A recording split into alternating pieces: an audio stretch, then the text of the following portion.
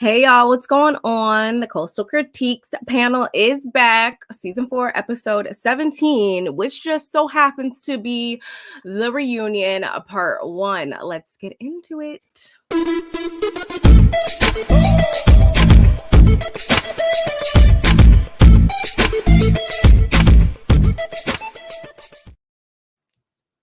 Hey. Hi. Hey, beautiful. How are you today? I am okay. I'm doing just fine on this lovely Saturday. Y'all are not used to seeing us on Saturday. It's pigs are not flying. We're here in the flesh. But I'm doing good. How about you? I'm with you. I'm doing all right. I'm here. I'm alive. So that's always a blessing. And people don't realize, the blessing in disguise in that. But yeah, I'm okay. I'm okay. I could be better, but we're gonna make it on through. We're gonna make it on through. We are making it in these times, these 2024 times out here.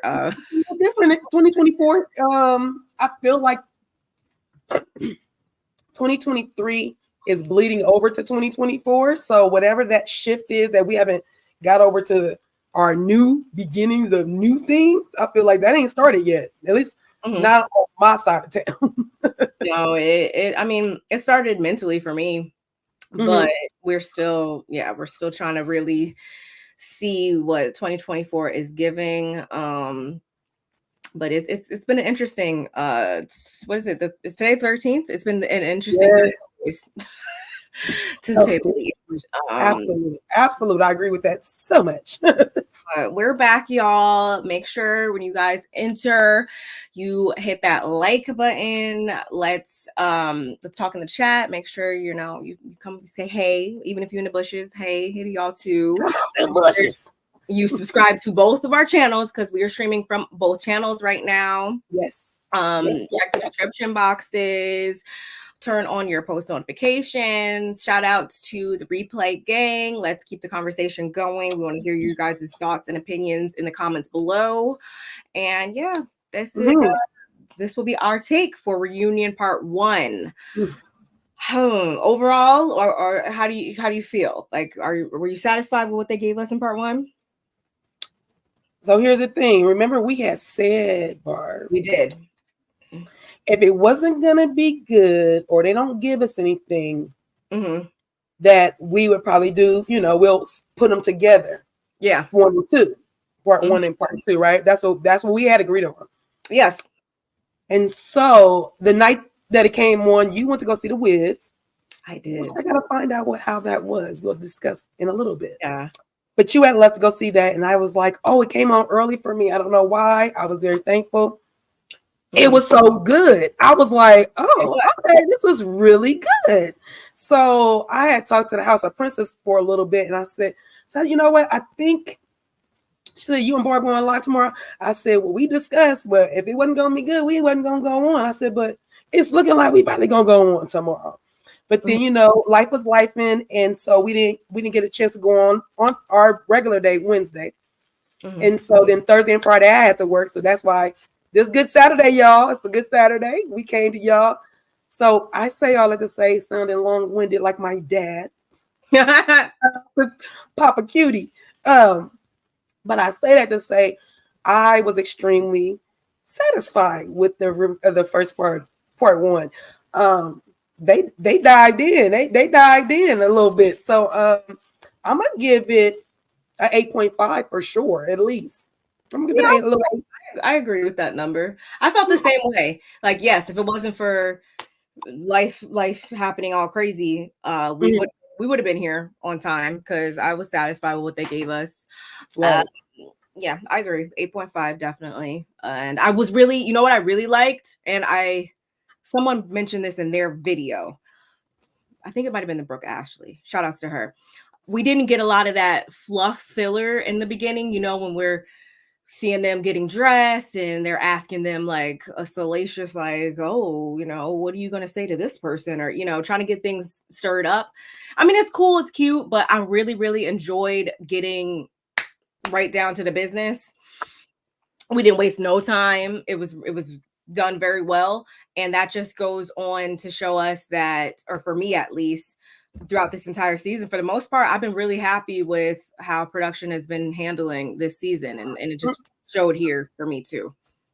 Yeah, we didn't need no fluff in their outfits because we already saw that. And we, if y'all check our last live out, excuse me, video out, we discussed what it looked like, and it wasn't looking like nothing. Yeah. And I will say, to continue on with that discussion about what they look like on the reunion, Barb, I'm about to go to the tanning salon or something because I'm tired of them being darker than me, and I'm black. I mean, I'm a mixed child. But they darker than me. It's safe to say everybody in Salt Lake City has a tanning membership. I like to think. I think I'm gonna go to Salt Lake City. If I move there, I'm gonna open up a tanning salon, and I'm gonna be make a lot of money.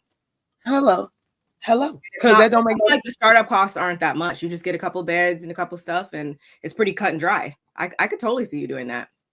Here's the thing: I would make it VIP, and I would have that thing thanging. I had that thing thanging. That's what I will say. I'd make sure it because everybody that's there that makes the money, that's what they want. They're gonna want some high end, cute stuff. I would go look around at the other places where I know they go and be like, oh, this is what they got. Oh, okay, yeah, no, I'm about to elevate. 2-story. We gonna put a 2-story on it if it ain't got a 2-story. I don't blame you at that in that logic at all. Man. And I think a lot of people also probably agreed with us when we say that this episode or this first part of the reunion was really good because the viewers, the ratings showed this was the new season high. Actually, come on. I wasn't surprised by that at all, but that just, numbers don't lie, y'all. So Salt Lake City's giving. A lot of people aren't really on Salt Lake City. No, they were sleeping. They was a little sleep, or they was in the bushes watching and didn't have much to say about it, which is weird because you would have got some views seriously because we was on. We been on. We wasn't playing with it. It's been good. I'm actually kind of sad that it's ending. You know what? It's so funny you say that because I'm forever about a show. And what they had 17. We're on episode 17. It's so funny because don't we get tired of the same stuff? We be like, what's the last episode? Anybody know the number on the episode? It's like, man. So that's to your point. Yes, I'm kind of sad to see it go as well. Hey, Catherine. Anything that didn't involve Monica was boring. Don't even have me, because I told you in the very beginning when you was like side-eyeing Monica, like, I'm side-eyeing her more now. Of course you are, and no, I'm side-eyeing her now. But I told you when she came on, I said that girl is gonna bring it. She started it from off good, and it came all the way across the board. Even though now we know she was a mole, if you will. So I don't really. So for me, all I'm saying is she was good reality TV. No, I mean throughout the season, obviously we saw what she did. We saw what she did. On the reunion, a lot of people were saying like, "Oh my God, yeah, she ate them up," and she. Oh no, I didn't. No, that ain't gonna be our review today. I definitely don't agree with that. Hey, princess. Hey, girl. Hey, cousin. Hey, cousin. Thank you guys for joining us. We appreciate y'all. Thank you so much. Make sure y'all hit that like button on both channels. Appreciate everybody in here right now. So where do we pick up at? Where do we pick up at? So the ladies arrive at 7 a.m. I'm glad we didn't get too much. That's kind of early though. I'll be like, y'all trying to wear. I feel like they be trying to wear people out with the. You know how when they when you go to jail and like I watch crime TV and they in jail and they get the people to ask questions at like 4 a.m. and they cold and they shivering and they be like, yeah, so where were you at 5? You know, they grill you. I feel like you see what I'm saying? The correlation with the early in the morning. It's like, wouldn't it be better if they got there around if they started around 10 or maybe they do. Maybe glam takes 3 hours. I don't know. All I'm saying is 7 a.m. I associate it with nighttime because we're watching at nighttime. So I always just associate this happening. This just seems like a nighttime. This needs to be happening at nighttime for me. It needs to be. It sure should be. Cocktail hour, honey. Cocktail hour. Hey, Yvette. Hey, Cocktail hour. let me show you. Cocktail hour. Cocktail hour. Because unless you're an alcoholic or like a little drink in the morning, which I do. I like cognac in my coffee. I don't drink coffee every day though. But when I do, I like cognac in my coffee. Mm. I'm saying that to say I feel like you would get more. Being messy, I feel like you would get more if it was cocktail hour. Yeah, I can totally see that. I feel like it should be at night, but it's not. Like you said, it's 7 a.m. Honestly, I thought it would have been earlier. I feel like some other times we'd be seeing these ladies up here and it'd be like 5 a.m. I thought. I feel like it might have been 6. I feel like I might have seen a 6 a.m. 5. You better be going to the radio station. Don't do that to them. Don't play with me. Yeah. We ain't doing that. So anyway, what I put since the finale, where I put finale been. Oh, so none of the girls have hung out with Monica since the wrap up. Funny thing, I know it's weird that they finished up the finale in Bermuda. Ain't that weird? Another thing, I feel like we didn't go home and discuss or have. That's why I think you're feeling like it should have been a little longer. But I'm sure we've left off on a trip before at some point. I'm sure, but it definitely did. Yeah, we were there for a while, and it was interesting. It's like, oh wait, we never went back to Salt Lake City. Okay, yeah, that's why I put that right there. So yeah, she hadn't talked to the girls. I ain't gonna say they iced her out, but I don't know what she was thinking. What do you want them to talk about, girl? What we talking about? Why are we hanging out? You know we got to say this for the reunion, because girl, please, I ain't got time. No, I think she definitely bought that up on purpose. I think there was a twinge right on the end, just a little bit of confusion, a little bit when she said that. I feel like so. I was like, "Are you serious? Like, did you really think that you guys were gonna?" I'm gonna go old school on this one. Hello, McFly. Is anybody there? Hello, no, McFly. Are you done? Monica acts like she's so smart to me, and sometimes she's saying do dumb things. They record for 8 to 12 hours. Okay, so I get that, but I still feel like we could do a cool 3 o'clock and be done in those, you know what I mean? Or shorten it up or whatever. I just feel like it won't be like they're tired if they having a little cocktail. It's a little one, not a lot. With that being said, technically because I'm not a night owl like that. So well, I'm just saying 12 hours at 7 to 7. I guess so. And they gotta do glam.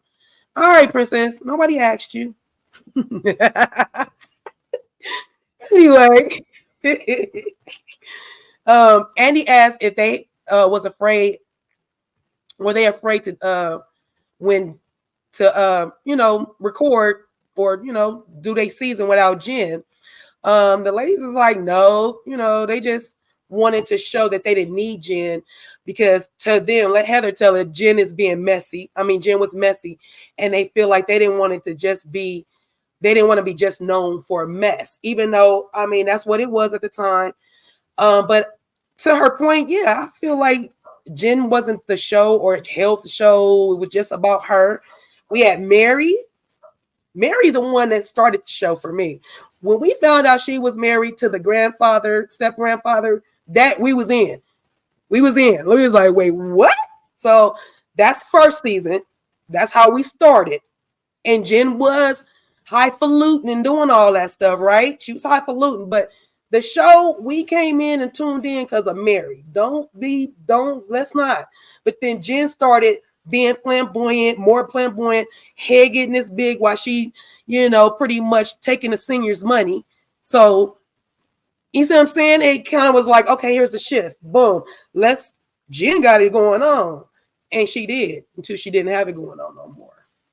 It was kind of Jen and Mary for me, I would say. I think and I mean, y'all can't sit here. No one, I think I am justified in saying that no one could sit here right now and say that we didn't also kind of think like, oh, what will this season give now that Jen is not here? Like, we all probably did think that. It was safe to say that because she is such a big personality. But by no means am I going to sit over here and double down and say like Monica, like, oh, like she was going to save the day, and like, oh my god, it would have been a total flop without that. I think they could have maybe did something on their own, maybe, hopefully, maybe. I don't, and that's why I also go on to always say that like I'm not in no huge super big rush for Jen to come back once she does her sentence or anything like that. Like, I am totally fine with going on with the show how it is, and I actually hope next season, as we get things rolling away from her being on the show, I'm hoping that she's just brought up less and less. Like, this is what it is now. And yeah, that's kind of how I felt about that. I just wanted, go ahead. And I don't think we didn't mention it, but I did think it was very, very funny for me when they all had came out, and then Monica, like, it was so dramatic. Like, the dramatics just, there was so much dramatics. Yes. Monica came down the stairs, and they were just all like, actually, I have a picture. Excuse me. It was just so, oh gosh, like, dramatic for no reason. It really was. But go ahead. For me, before we just get off that segment, it was the wording that Andy used when he said, "Well, you guys afraid?" I'm like, "What is she, the mom?" Hey, my babe. Sound like no, like, hey, my babe. Yeah. That's my girl. Yeah, I didn't really like that word choice. I would have been offended too if I was them. That's right. You know, it's not the only way to gain viewership. Like, there's other ways. There's other ways to skin a cat. Okay. Yeah, and then on top of that, are you trying to? Is that a dig at Heather? Andy was. Did you pick up on his shade? Because I definitely did. Every goddamn on time. Every goddamn on time. He was holding back. He was not holding back whatsoever throughout this first part. Look, thank you, Carlos, for showing him.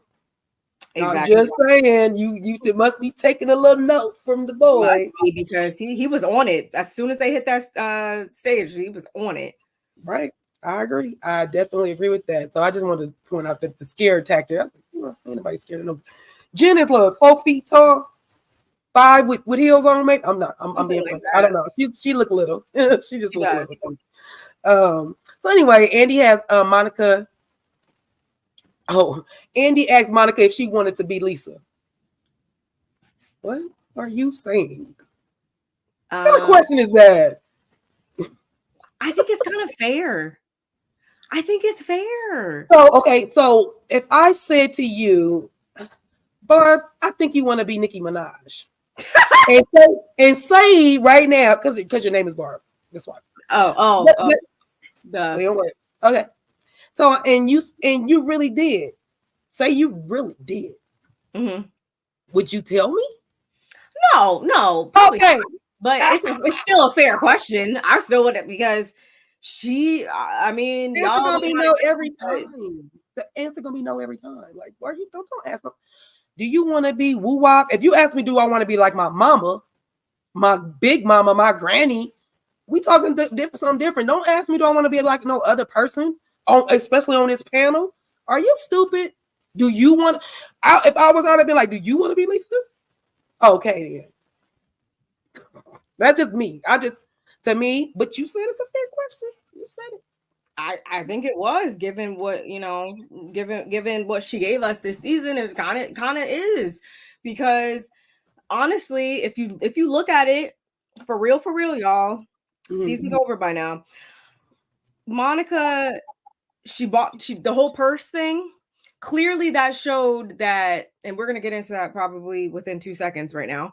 But she kind of did things that showed that, even though what she was saying was one thing, her actions kind of showed differently. You still bought the purse, you still you had a Range Rover. Like, if she does come back next season, I am so looking forward to seeing what she did with that first check. That's where I'm at with it, because it's giving, if you could afford to live a certain lifestyle, you probably would be. Okay. I feel like that's fair. I mean, okay. I see where you're going with it. I don't see anybody being like, you don't want to be like her. I just didn't. I don't. Not no grown up. You can ask a teenager some shit like that. But no, I mean, no grown ass woman. Like, he asked her in a messy way. That's what I mean. So he could have said, "Do you wish you were in a tax bracket?" Like right. That's basically which brings us to the next thing. We find out that Lisa is not a 1%er. And clearly Monica doesn't know what a 1%er is, because Shaquille is not a 1%er. What are you talking about, lady? I was like, that's why I love that Heather was like, I mean, mine is the Bezos dude. But okay, Shaq, if Shaq's your 1%er, okay. No disrespect to Shaq. That's my guy. I mean, no, he's getting to the back. Like, he is in he'd be in insurance commercials, Icy Hot, all types of stuff. So they got him on everything. Domino, I don't know, Papa John's, I don't know, somebody's. I totally would prefer to have his bank account, but I'm not even saying that, because when, like I said, he got signed the Lakers, he got signed like 123 million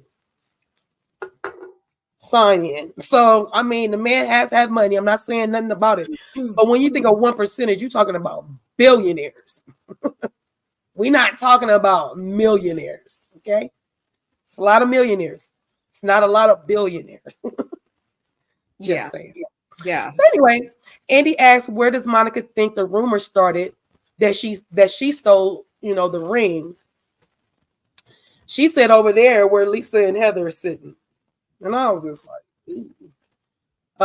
and we find out the sentimental value of the ring, and that it wasn't $60,000, because Monica clearly was like triggered that she got $60,000 ring, $60,000. It triggered her to hear her talk about that, she lost something so expensive, and that's one ring she's wearing, then clearly she got some money. So, with Monica, she's saying the $60,000 was triggering. We find out that the ring was sentimental to Lisa. Her baby almost didn't make it. Was it the oldest one? It was John, huh? I mean, not John. The youngest one, Henry. Jack is Jack. The oldest. Yeah, Jack. Henry is the Jack, and then was it Jack or was it Henry? It was Henry. Oh, Jack, it was the first one, because it was a blessing for her to have two. No, it was she said Henry. Oh, she did say Henry. Yeah, she said okay. Henry. Okay. I don't know why I'm frozen, but yeah. So can you hear my fan? Is it too loud? Because I'm trying to make sure that my computer stay cool. I can't hear anything. Okay, good. Because I have it on low. So sentimental because her baby almost didn't survive. I don't know if it was at birth or what it was, but John, right, bought her the ring, and so it's sentimental value to her. And Monica's like, that's beautiful. That's that's so beautiful. That's what I want to hear. And then Lisa hit her with but that's none of y'all business. It's like, oh, why is it not nobody's business though? It's I don't feel like that's wrong for her to say. I would have said the same thing. It doesn't matter if a person isn't the 1% or whatever. If they lost something that is sentimental to them or of importance to them, then they own that right to feel a way about it. Lisa says that she only said it 3 times. Only that's between them. We only saw what we saw on the camera. So she did feel like she was saying it a lot. I do see how that could be annoying, but at the same time, I think Lisa was justified in feeling like some type of way over that ring. Shout outs to her for when she said, I get rings for different things at different times. Cause I'm like, I'm living the wrong life right now. I want different rings for different things. Lisa, this is the moments where me and Lisa are right here. But I did want to hit on before that. Andy had one of his initial questions, I think, was something along the lines of her, like, why she had that conversation with her mom and everything, and how she was basically entering the group with the least amount of assets, if you will, or and her basically not really having her SHIT together and all that. I just feel like y'all, and some of y'all might not agree with me saying this, but I feel like she was kind of high. I feel like she was kind of the outlier. I did it on purpose.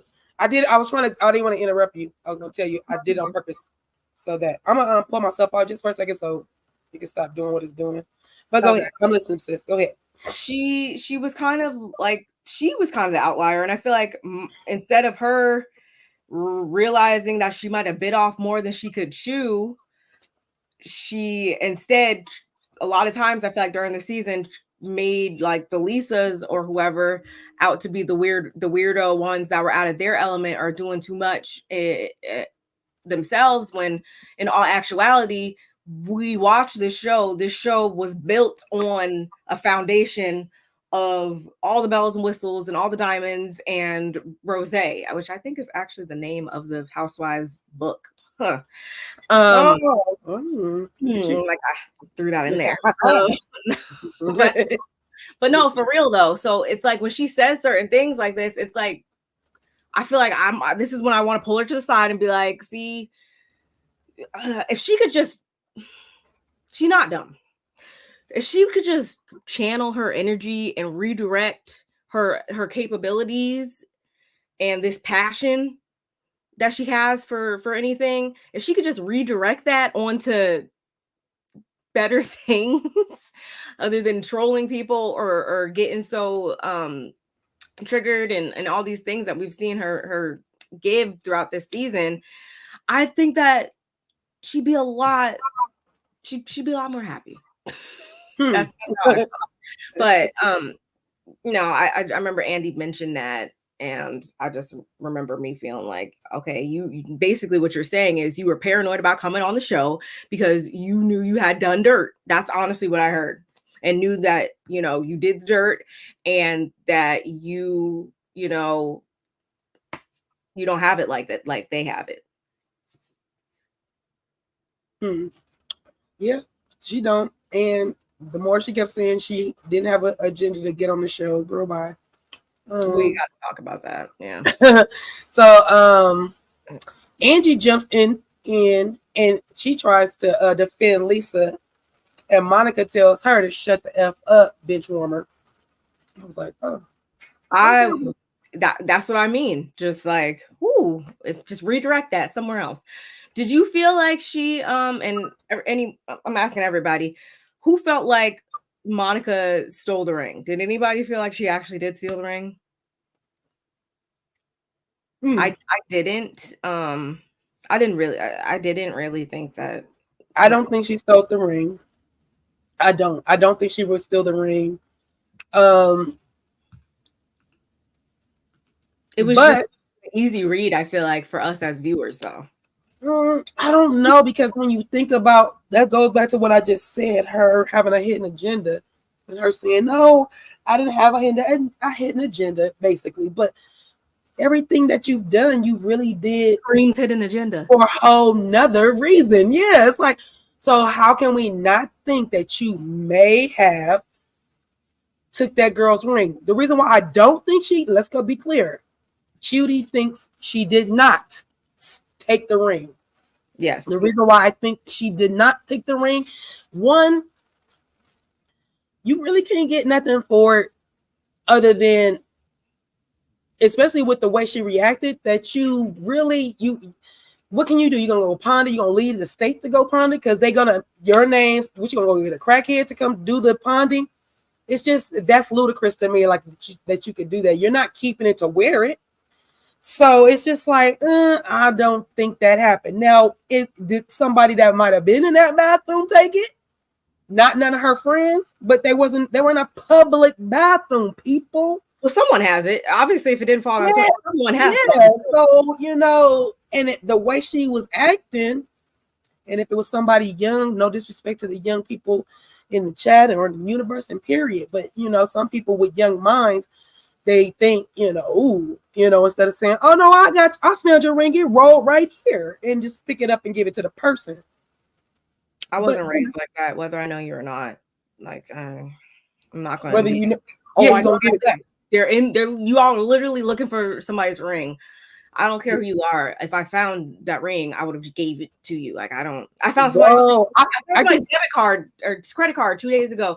Like, I can't think about, I've never found anything of value like that and not handed it in.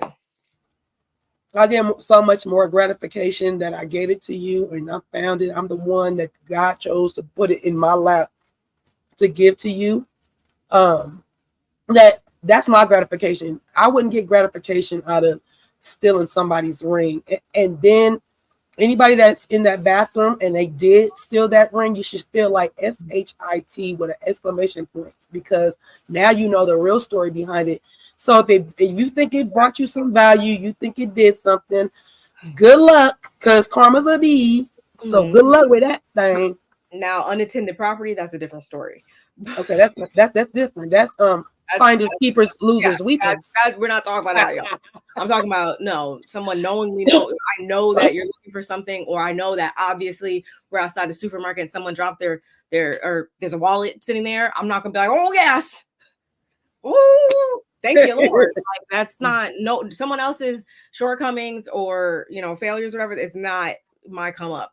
That's how I felt about it, and no, although Monica is Monica at this point. I didn't feel like she stole it, but I can understand why she may have felt like they started that rumor maybe about her. But you think they started that rumor about her? I don't think so, but I can understand why she might think that. Okay. So with that, I want Monica to look at that too. So if you think that they started this rumor, wouldn't you think that? I mean, you saying you think that they would have started that rumor, and it's just like they both are saying, pointing fingers at each other, and when y'all really know better than that, to me. Go back off camera because it's not working. I tried to see if it was, my stuff is freezing on my side, so I'll just go back off camera if I can. Oh, we don't have time for this computer. Oh, seriously, and I don't even know why. I don't even have any. Let me see. Do I got something else open? Because this is when got really weird for me. Okay, let me get my notes because this is where Monica said, that's still, we were just talking about that. It's still stereotypical of them to think that she was the one to steal the ring because she has the least out of everybody, right? Mm-hmm. Off the camera. Hold on, sis. I just took my notes down.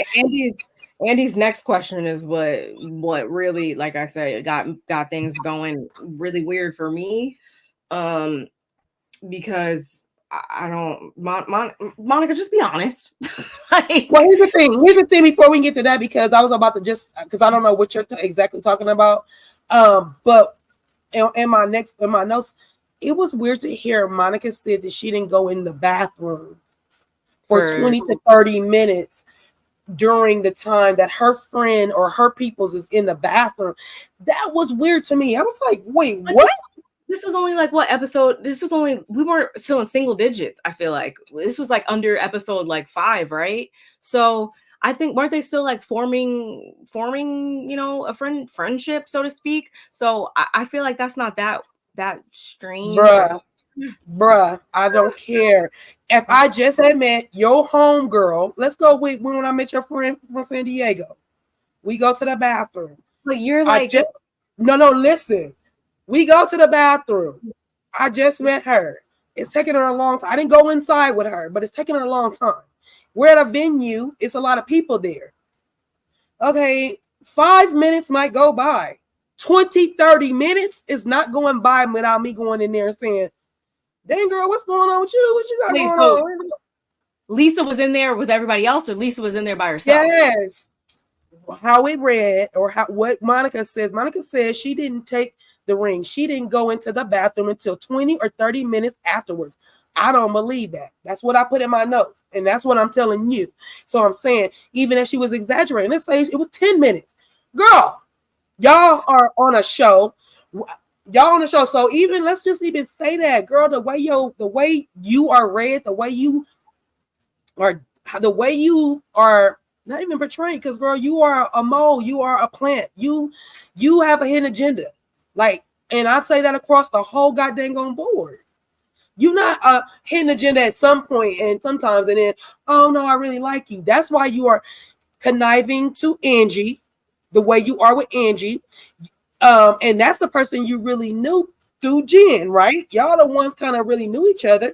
So for me, it's like, girl, either you're a liar, which we all clearly know, try to give you the benefit of the doubt on some things, but when this is your MO, I'm gonna have to believe some of the things you're saying. So in your thing, you said 20, 30 minutes.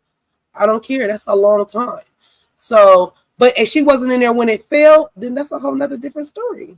We're talking about a whole nother story. I think it's only weird if like everybody else, like, because they were all in there looking for the bus, right? We had Heather in the bathroom laughing about that damn room. They were en route to the motel, right? Weren't they in the van or something? Mm-hmm. Or this is right when they landed. No, this is at the airport. This is at the airport. Yes. So I feel like it's only weird if like everybody else, Meredith, Heather, Whitney. I think it's only weird if they were all in there and then Monica was just standing there for like 20 minutes, like.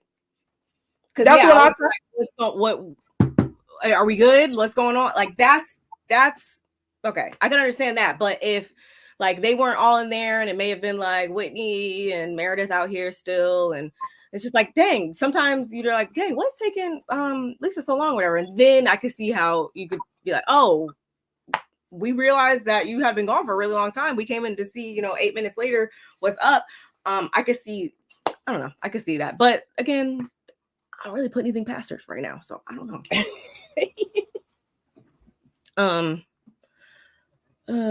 Okay. Oh wait. So, you can.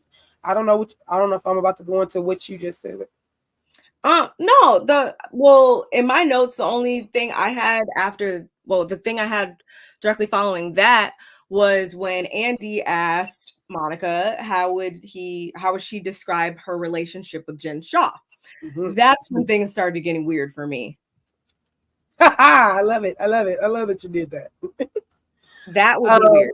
Or that's when it got weird for me.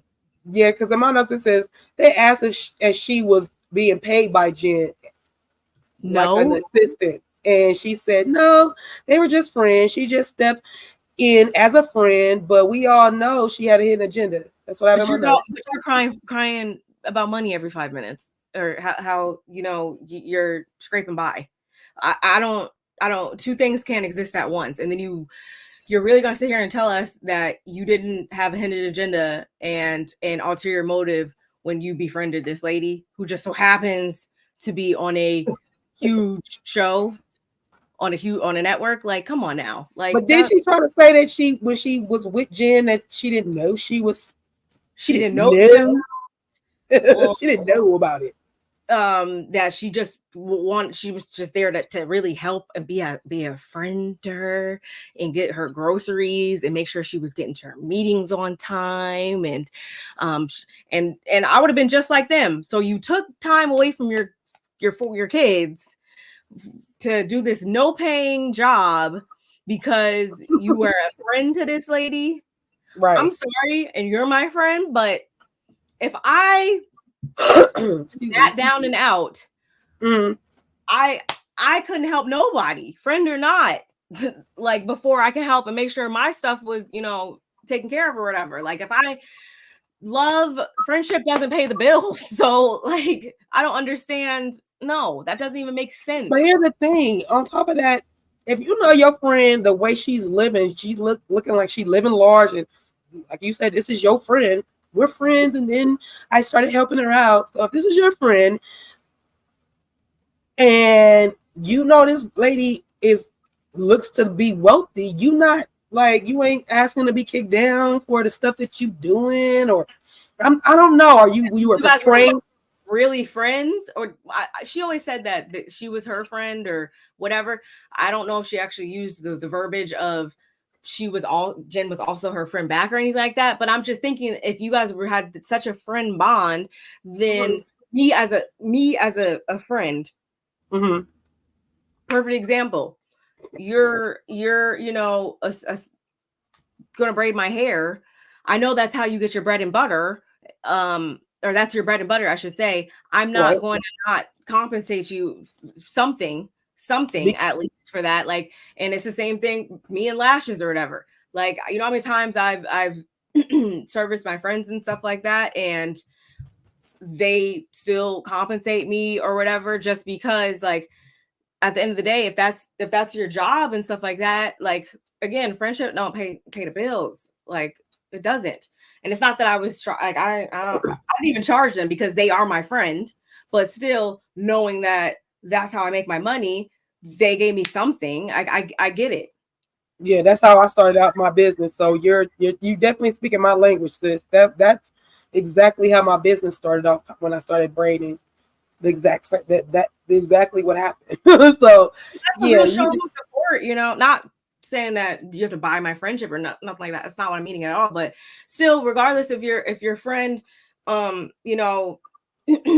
needs you or needs something from you, like, as a friend, if I know that that's your business or whatever, I want to support your business too. So yeah. So everything she was saying just didn't make sense for me. I hope you guys that was a weird roundabout way of me saying that, y'all, but I hope you're following me, because this is what I'm telling you when I'm saying she started not making sense for me at this part. Okay, I got you. Yeah, my thing is still tripping out. You know what? I had an update on my phone. I'm wondering if I had an update on my Mac. Was it freezing? It's just freezing? It when I look at myself, it look like I'm TikToking now. I don't know if that's what you see, but it look like I'm like moving like like that. So I was like, And nothing happened from you. Oh, when I came out and came back in, not really. And then I'm touching my computer right now. It doesn't even feel hot. Like, I have the fan blowing on it.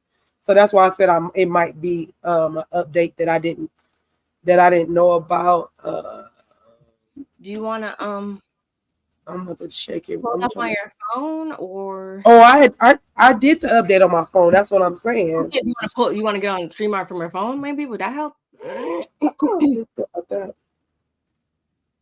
Let me see. You know what, Barb? Every time because the last time I tried to go through StreamYard, when shout out to Shady and Mace, this Mace and Shady show, I was driving home and was trying to get in and talk to them because they had opened their panel up, and I couldn't get in onto my Safari from there, and I was just like, what? And I was driving too, so it was making StreamYard's login process irritates me. I hate when I have because I have 3 different ones and they wanted so much information. I was like, what the heck is going on right now? Annoying. Yes, JoJo. I agree. Who following a criminal for free for 2 years? Yes, friend or not. Like, I don't, like, I would still be there for you as much as I can as a friend, but you telling me that I'm like an employee, like, you can't. That's a weird blurred line for me. Like, because as an employee, you're gonna need to get paid, getting groceries and stuff. Like, what? No. Yeah, but that goes back to hidden agenda. So, which brings us to the next point. Heather had played audio of Monica saying Kim Kardashian started off as an assistant, and look where that got her. That is now, that's how she is known. So, basically, she got her foot in the door like that. And I'm like, girl, do you think this is building your case? No, y'all, but and this is supposed to be somebody who didn't have any motives. This is supposed to be somebody who didn't even, really know about the show like that. For real. She was just helping out her friend. Oh my God. I said, Monica, if you keep sticking your foot in your mouth, I'm gonna push it down your throat and you're gonna throw up, girl, because it's too much. It's too much. She applied for the show like anybody else. No, girl. They- I they- was preferred. So we were bringing the show to Utah anyway, and they needed me to get started. So no, we're not the same. Like, stop it. Stop trying to make fetch happen, Monica. But yeah. Andy said, "Do you think that?" Andy said, "Do you think that she did that to get on the show?" Hello, Heather says yes. Monica says she didn't think she was ever gonna. Oh yeah, Heather says yes. Monica says, "Girl, I didn't even think I was gonna get on the show." Oh my girl, the lies, the lies, the lies, the lies. You knew that was a like literally it was nonstop. I'm like, I paid that recording. honey, that was perfect. So they asked how Monica got on the show. She said, like everyone else, you already said that. My bad. Monica said she said, "Oh, this part was killer," and Andy got offended. He's like, "Oh, Monica, wait, what?" No, I got the screenshot okay. ready. What you about to say? On the show with a criminal friend next year. Come on, JoJo. Come on, JoJo. Yeah, because she said everything. Literally in these two comments, she summed up everything that we're saying right now. Man, like, for sure. Try to tell me because you're contradicting yourself every single time you try to defend yourself. You put another contradiction out there. Like, come on now. Stupid at this point. Let me close my window. My dang on. Let me call somebody. Tell them to feed the dog. The dogs are in here barking, outside barking. Jesus, get the dogs, people. Y'all know I'm live. Hold on. Feed the dogs, please. And then, I'm sorry. Were you about to say something? Oh, you was gonna pull up the. I know what you're about to say. I'm gonna pull it up after you say it. So Monica says, like we said, she said that she got on like everybody else.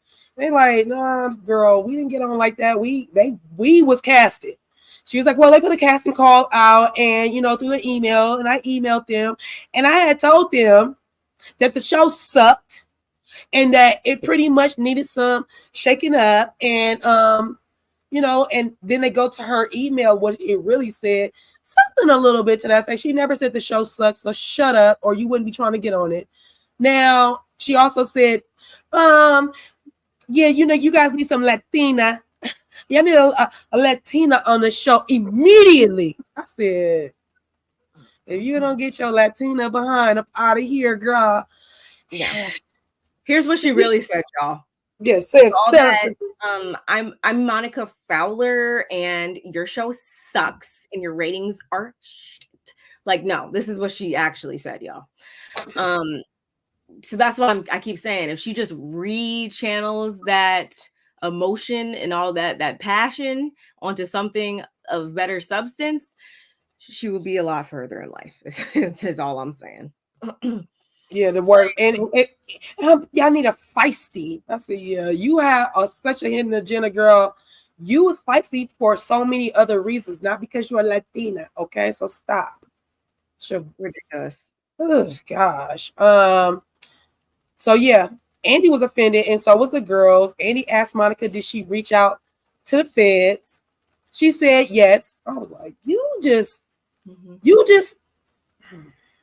And she thinks that she did the right thing. Okay, let's go there. So when did you know?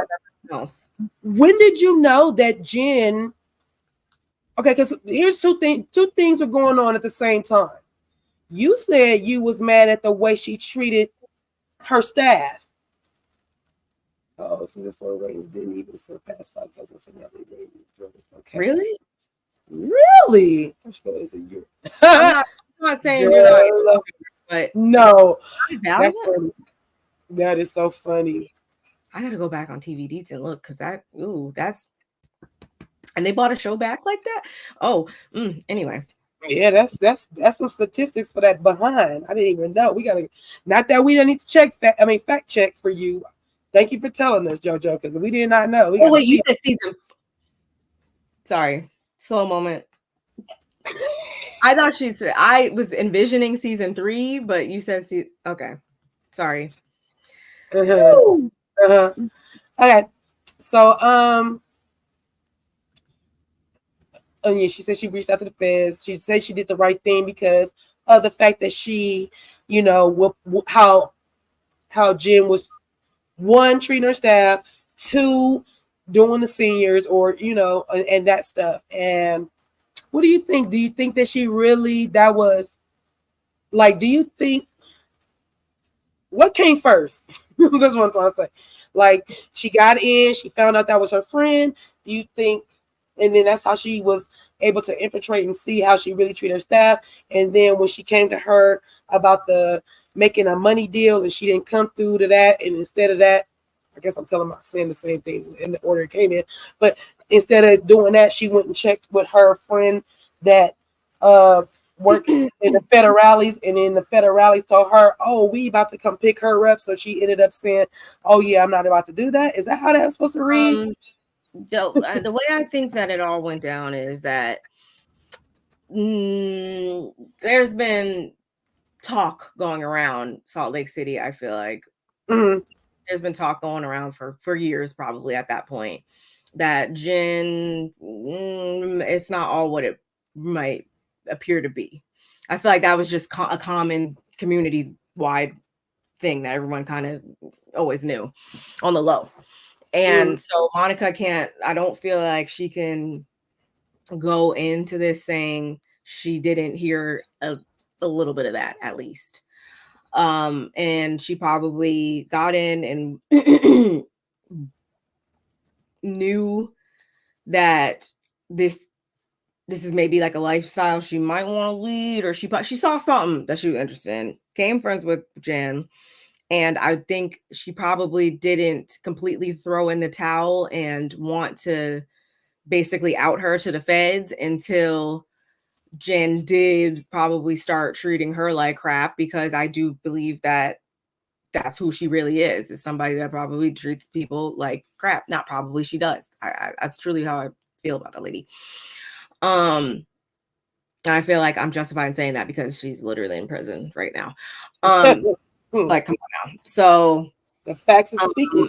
Yeah, they really are. So I feel like that's when she went and told the friend whatever, and yeah, that's kind of the timeline of how I feel like everything kind of happened. And then I think that no, she did want to get on the show.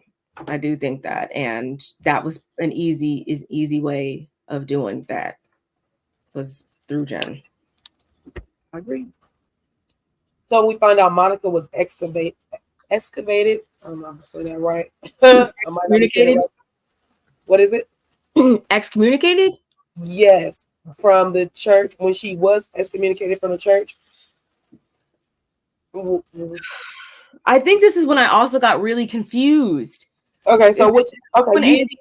You go ahead, take over and say what you. No, I feel like this is when Andy. Isn't this when Andy asked something along the lines of like how the affair started with her brother-in-law? Yes, that's the next segment. Yep, all that comes up.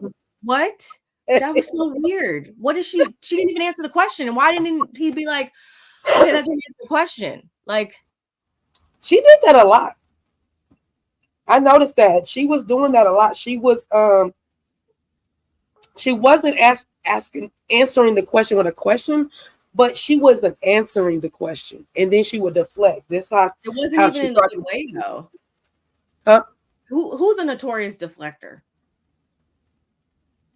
I can't think right now, but I'm gonna say, I mean Meredith, but like I was trying to think outside. Yeah, Meredith is. Yeah, Meredith. I was gonna say, is Lisa? No, Lisa just makes everything about herself. Like, outside of the show for some reason. I feel like Quad, for instance.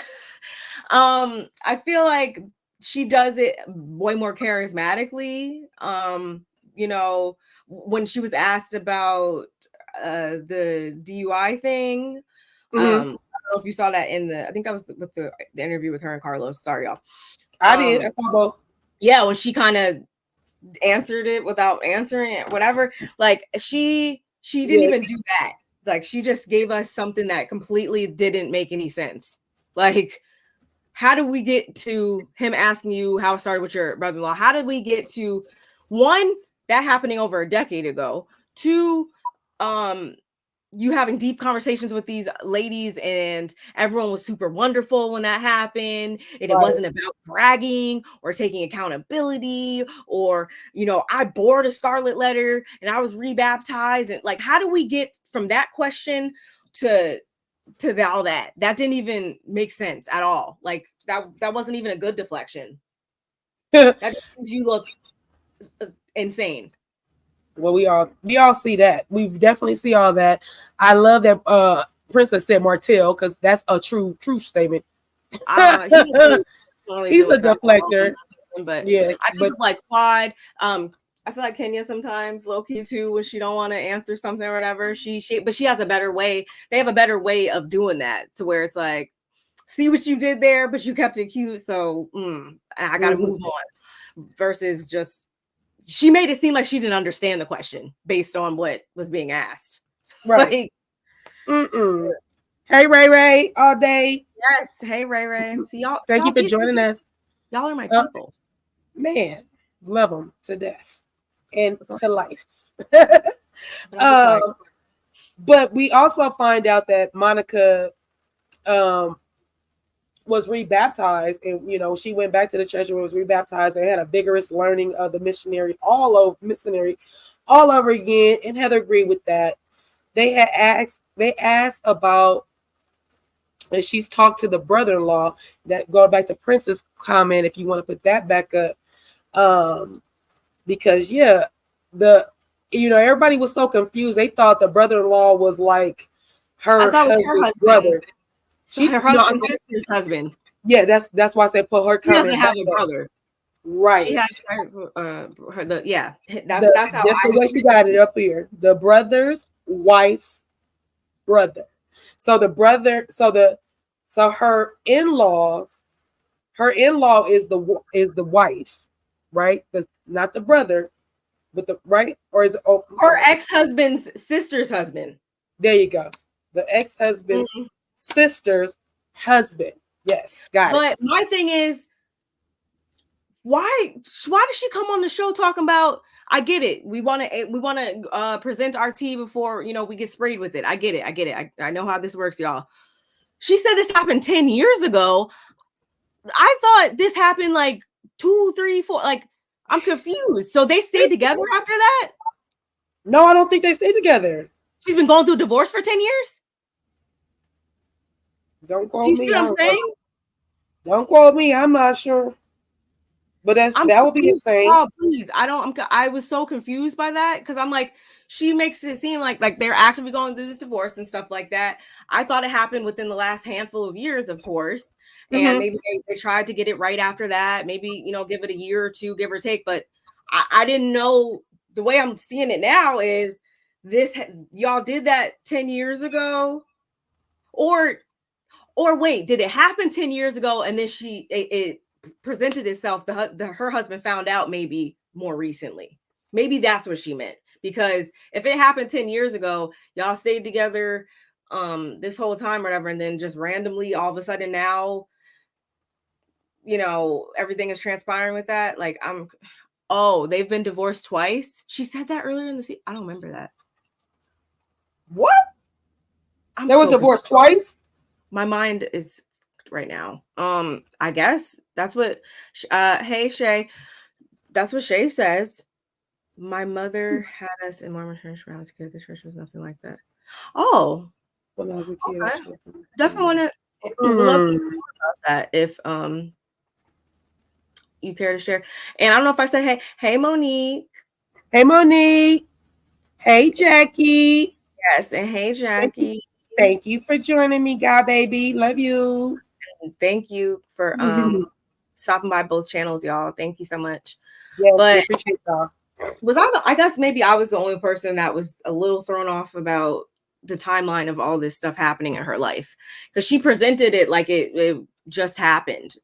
I felt like it's she's because nothing else. Artist, we can't with a con artist or a mole or whatever you want to call her. You just never know we just can't get a straight answer. It's such a big gray area with her.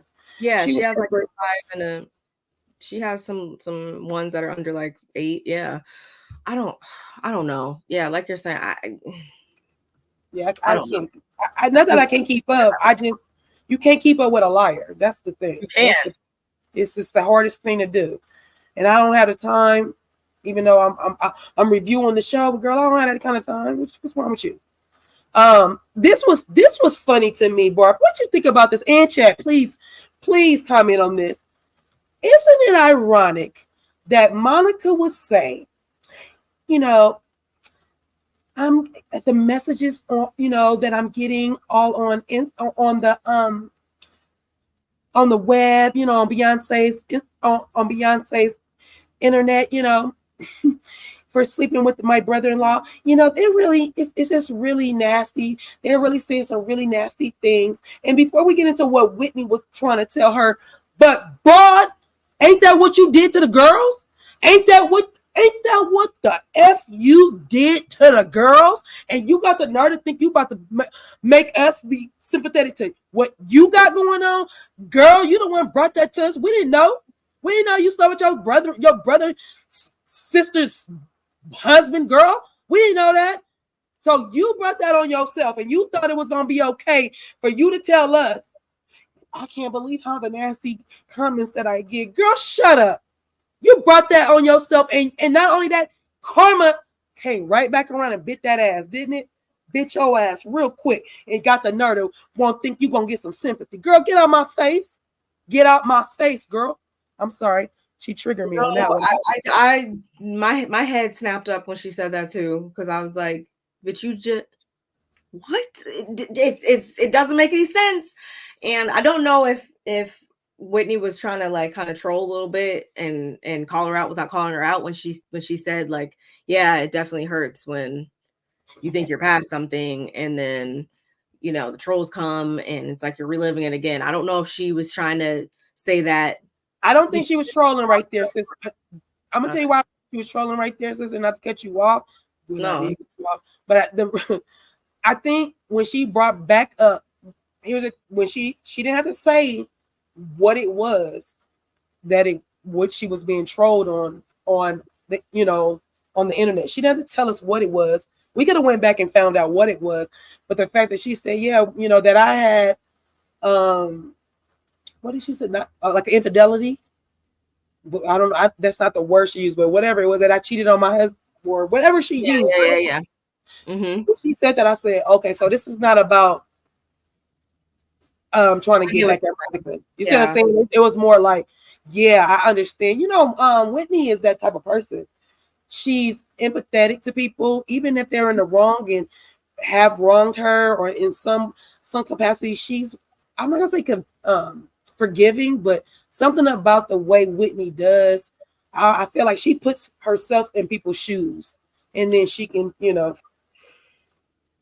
That's why the seating chart was very good for this reunion, because I can, to your point, yeah, Whitney is that type of person. That's why, even though I would rather them not, because I couldn't film with anybody who did that to me. But teach his own. Oh yeah, I couldn't. There would be no coming back from this with me and Monica if I was them. But I see that being as though Whitney is that type of person, I can see that if Monica is welcome back into the circle of trust, I love Meet the Parents. I can see it being by way of Whitney and maybe even like a Meredith. I feel like they're the two that would be more accepting of her coming back into the fold. They'd be more forgiving, I feel like, than the other ladies on the other couch in this situation. Maybe. I hope I don't eat my words. That's funny. Can you pull up JoJo's comment? Because because everybody was trying to make it less than what it was. Like Andy was like, well, it would have been worse if it was the brother's brother, la la la. And then here you go JoJo. Yeah, they still would have been kissing cousins. If she would have got preggers or anything with that, it would have still. Oh no, it's the Oh, uncle. No, yeah, it's still the uncle by in-law. It's still not blood related. JoJo, yeah. it's still not blood Still related. a mind f for the kids. Like True that's indeed. still, True indeed. like that's still weird. But it's not inbreeding. That's Yeah, all. It's not inbreeding, but it is the uncle. That's yeah. yeah. All Uncle right. Daddy. Right. So they asked, does she think that she deflects? We discussed that, right? Gives everybody respect. Oh no. Okay. They asked, I don't know, they asked, does she deflects, and she says no. She just gives everybody the same respect. So that must have been Lisa, I think. No. That's Okay. Meredith. We get into Oh, Meredith. This is from next, Meredith. Okay. but it's like Whitney and Lisa, Whitney and Heather, Whitney and Meredith. Yeah. Yeah, I get because yeah, you're right. It says Lisa says she sees Meredith's side because sometimes she is trying to, do her best as a friend, and the ladies don't recognize it either. So yeah, that's when Meredith was basically saying that. Do you agree with Meredith when she says do you agree with everybody else when they say that Meredith deflects and Meredith was basically saying, like, I don't deflect. I just respect everybody's, I just respect and listen to what they say. Do you agree with that or no? That Meredith does that? Yeah. That she really listens.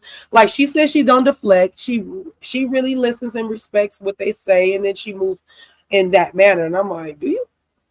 I mean, honestly, my honest opinion on that is that Meredith, whether that is or isn't what she doesn't owe them anything at this point in time. They actually owe her an apology for the way that they were so against anything she had to say and so painting her to be the bad guy of all this season and not being good friends to her this whole season. She's actually owed an apology, I feel like, first and foremost. And then from there, yes, is it hella coincidental that every single time somebody wants to bring something up to Meredith, somehow we end up over here with it? Somehow we end up on the subject of you getting into a really bad accident with your friend and almost going off the side of a cliff, or something about your nephew. Like, does that happen a lot? And it's kind of a little too coincidental for me. Would it be a little too coincidental for me as a friend? Yes, but at the same time, I don't feel like they show up for her in the ways that they really should.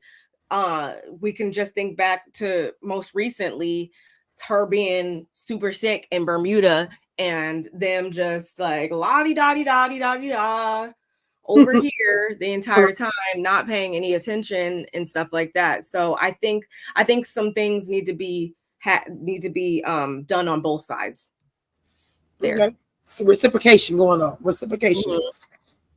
So yeah. So do you agree with Lisa though? Do you agree that Lisa says that she see Meredith's side because sometimes she's trying to be the best, do her best in the different friendships, and the ladies are not recognizing or recognizing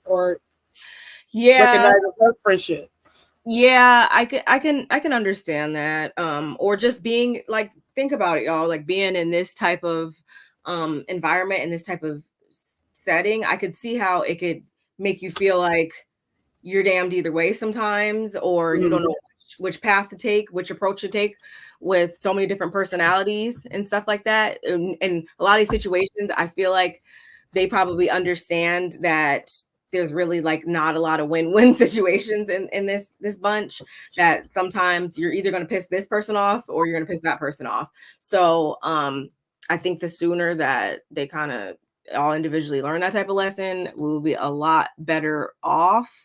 But I don't think it's anything that they can't, all come back from. And I think they actually made mention of that in this scene a little bit.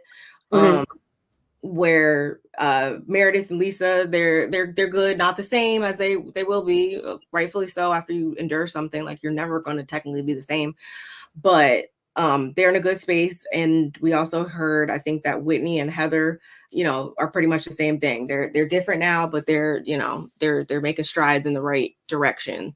So I think Meredith was justified in saying that she tries to at least attempt to respect everybody else's feelings, but that needs to be reciprocated. They need to start being respectful of her feelings, or just reciprocating some nicer energy towards her way sometimes. Right. What about when Heather says, we found out that the Ice Queen has a heart? That made me laugh. There was some funny comments, just like when Angie was like, "Oh, calm down, baby gorgeous." Like there was some interesting things being said that I appreciated. Right. So Whitney said that Lisa didn't have sympathy for her when she saw Whitney, but then later she changed and said that Lisa asking, like, was she okay too much, kind of antagonized her. It was antagonizing to her. So Lisa was kind of feeling like, damn, I'm damned if I do, I'm damned if I don't. Like, and I was like, girl, that's you hit the nail on the coffin, girl. Because I don't know, Whitney, or and when they replay it, say it again, sis. She did kind of say two different things. She wanted her to be there, and she was mad that she didn't hug her and stuff like that. Some people don't exactly know what to do in those situations, so I could see how it's like her way of thinking that she's being a good friend was to ask you if you're okay or whatever. So it's just like, what exactly did you want from me? I'm like, I was confused, like Lucy. Bring me the Vita tequila. That's what I would have been saying if I was her in that moment. Right.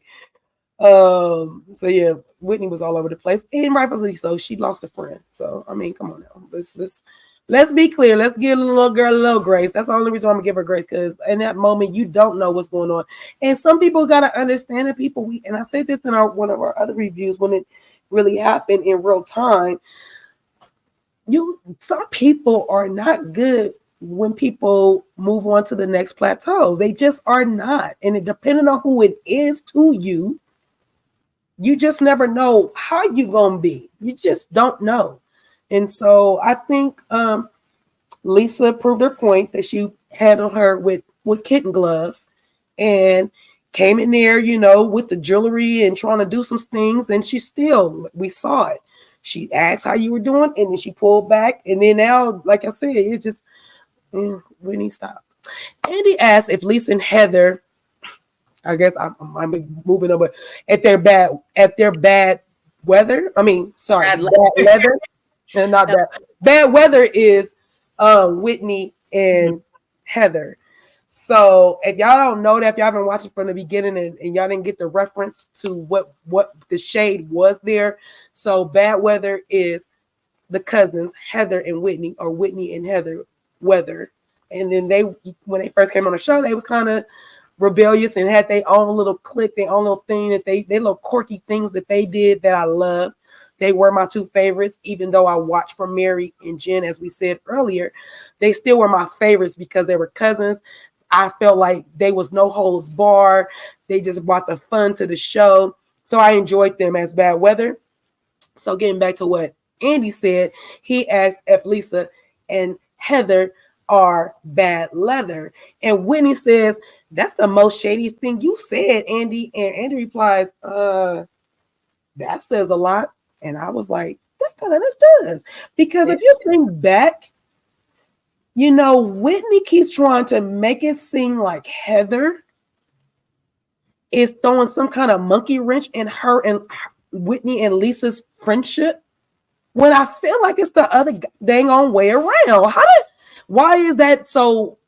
What was so offensive, or why was that so shady? Because he got a new name for Lisa and Heather. Like, what's the shade in that?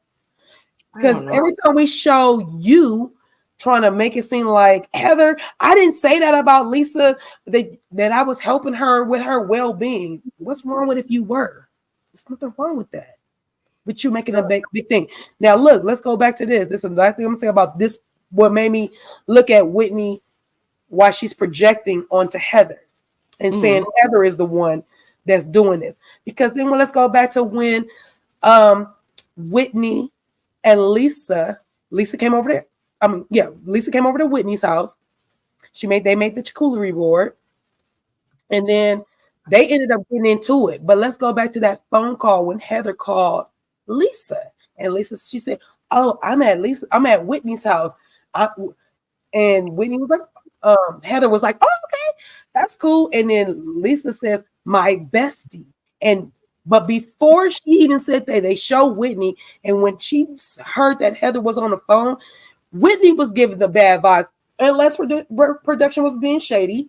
But Whitney was giving the bad vibes until Lisa said, "I'm hanging with my bestie." And then it was like, ha, ha, ha, Heather. She's with her bestie. So I feel like Whitney is projecting this stuff onto Heather. What you think, sis? Yeah, I mean, I guess I gotta watch it back because I didn't really pick up on all of that. But what I will say is Whitney does have these random, like, where she just goes like this all of a sudden. So I can see that being one of those moments where she just pulls one of these on us and just like her in, was that the last episode? Second last episode, whatever, when she ran after Heather, how she came at her about the book and stuff like that. That was one of those moments for me where I was like, "Girl, what? Like, huh?" So maybe that was Whitney trying to mix things up or feel some type of way about something. Yeah, I don't like that.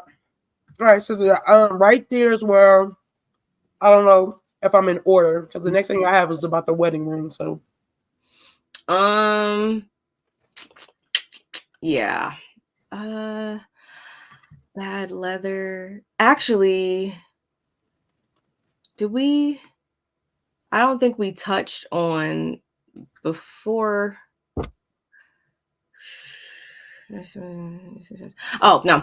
The next thing that I have is Andy had asked another viewer question, which was along the lines of it was directed towards Angie, and he was like, why were you so quick to forgive Monica for, when she was spreading the rumor, so to speak, about your husband being gay and, that being spread on TV and, you're always going to see it one day or whatever.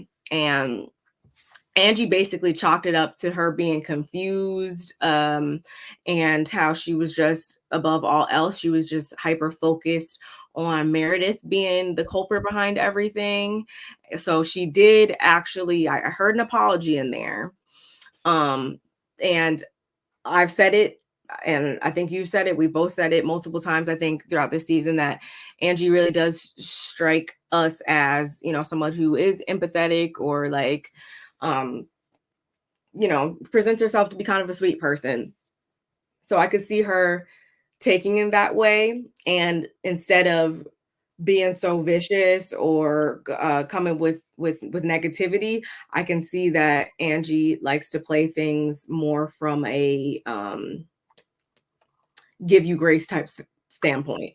So I understood what she meant there. And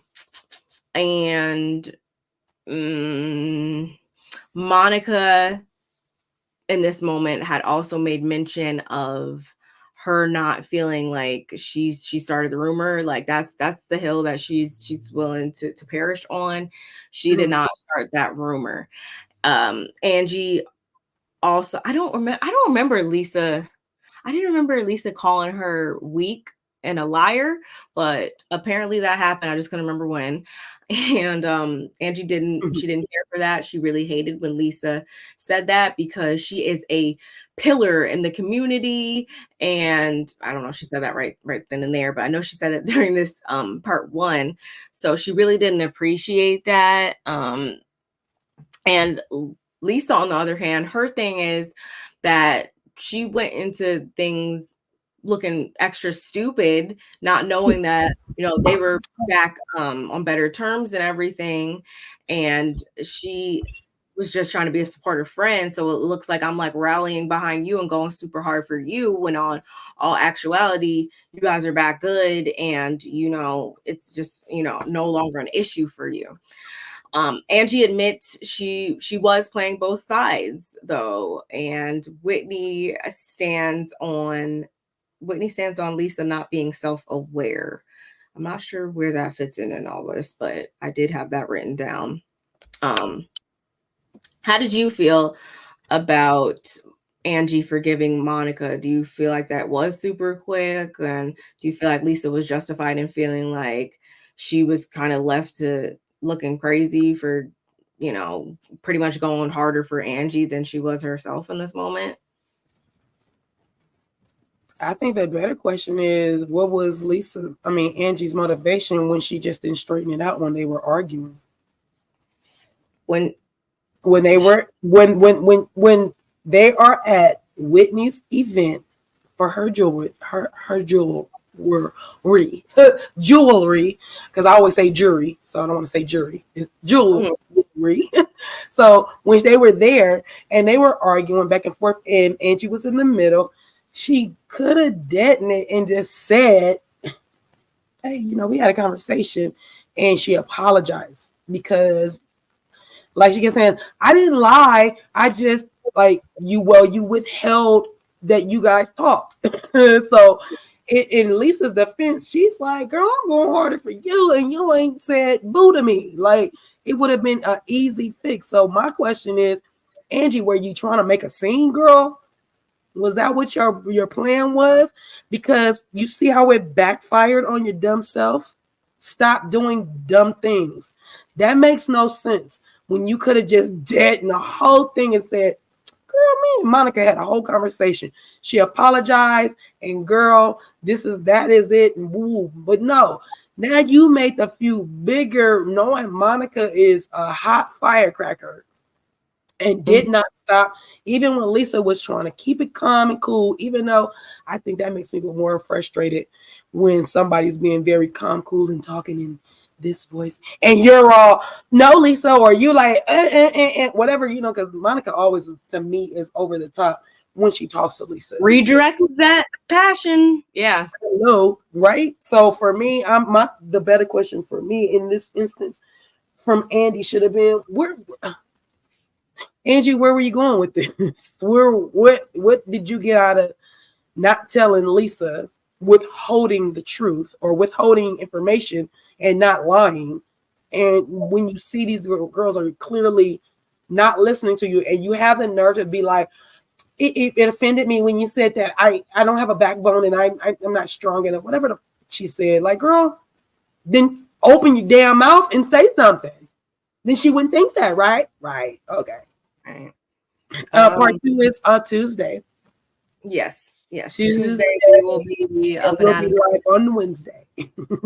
Yes, we will. So sure you got that notification bell pushed so you know when we go live. Yeah, I was glad in this moment that Angie admitted she was playing both sides, because I felt like she kind of was for a good part of the season. I'm eager to see how she shows up next season. Granted that she's coming back. I'm going to be really, now that she's gotten her feet wet, she kind of knows how this works and stuff like that. I want to see what active hand she actually plays amongst these other ladies next season. What is her approach going to be? Since you did the whole playing both sides thing, so that's off the table. That's not how you can show up in the group. What are you going to be in the group? You know, are you going to be the pot stirrer? Are you going to be the bone collector? Are you going to be the one that, orchestrates stuff and then goes over here and everything is happening and we forget that you're the one that orchestrated the stuff the whole time? Like, we're gonna call that the ostrich in the ostrich head. Like you light a fire to put your head in the sand. Like, I didn't do it. Literally on the other side of the fence, just peering over. That's literally how. I'm not gonna say her name anyway. So someone else on another franchise. I'm just glad that she admitted that. Dang, I had a point, but when you said that, I was gonna say something about. Oh, I was just gonna say that I was kind of shocked that she admitted that part too. I was like, wait, what? She's still new. I was like, wait, what? Oh no, this was my other point before we moved on. You know, Monica calling Angie a bench warmer. This is her second season, and girls, you better hope you get a second season. Why you calling Oh, somebody? she said she deserves to be here, honey. Yeah, you Like, can deserve to be there all you want, but until they give you a contract, sister girl, until you come back and tell us you got this contract, girl, because you might have stuck your foot in your mouth and being a mole, a plant, or whatever you want to call her, you might have not, even though I would like to see her back because I want to see what she would bring now that we all know who she is. Like, what are you gonna bring now? Or are you gonna be your authentic self? What are you gonna do with your money? Like my sis Barb said, like, are you trying to come and be Lisa like Andy thought that you wanted to be? Like, what exactly are you gonna bring? So yeah, my eyeballs and ear hole is listening and got my ears to the street to see what's gonna happen with Miss Monica. Because while you calling somebody a bench warmer, girl, you might be on your first season, and then as a rookie be kicked off and go on to another TV show. So just be careful what you say about people. I'm just fully disinterested in her at this point. You know about Monica? Yeah, I'm good. I'm sorry. I'm mad at you, sis. I don't have a gavel right now, but if I did, I would. Yeah, verdict is in. I'm good on her.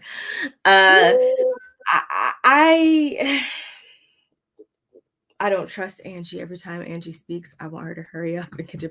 I really like Angie, which is so crazy. Didn't think I was going to feel like that this season. I really, really did not. But I've said a lot of times over this season that I really like her. Yeah. Whitney stands on Lisa not being self-aware. Lisa, you're not self-aware. And I want her to stop trying to chalk everything up to an East Coast, West Coast thing because it's not. Stop making us look bad. I'm self-aware and I'm from the next state over from you. So stop trying to make it seem like that, Lisa. And I want Lisa and Whitney to stop saying that they have like this such real friendship. I'm sick of back to what we were talking about before, the Lisa, Heather, Whitney triangle thing. Let that be the last season that we have to hear about that. I'm so over it. Like, I don't care. You guys are either friends or you're not friends, or these two are friends and this one's jealous. I don't care. I don't care. It's infantile. That's childish shit stuff. It really is. You don't need that. The Angie K marriage rumor. We get into that a bit. Mm-hmm. And this is when, at the beginning of this is, I don't remember the question, but this was when Whitney addressed the whole Justin not wearing his ring thing. He has been wearing it for quite some time. It's actually too small and uncomfortable for him, which I'm sorry, I get it. Like, some things, as we know, some rings cannot be replaced. But in this case, I don't see him having no crazy, like that extravagant of a ring. Maybe not. I'm just saying from what I think. So I feel like y'all could have got him a bigger ring this whole time, or got it resized or something like that. So I don't really understand that, but that's what Whitney said. Sean and Electra are doing great despite the rumor being dropped on national television. That is what Angie said. And once it was established that they were a couple in Salt Lake City, those types of rumors, those types of that line of questioning, like, oh, is he gay? Is he single? Like, whatever. All that went out the window 30 plus years ago or whatever, once everybody started to know that Angie and Sean were together. And as Angie said, it was not until this rat came out of the sewer, rat being Monica, that all this, emerged again. And Monica denies being mean to Angie and defends herself by comparing Angie going after Meredith in the manner she did earlier on in the season. Do you feel like Monica was being mean to Angie?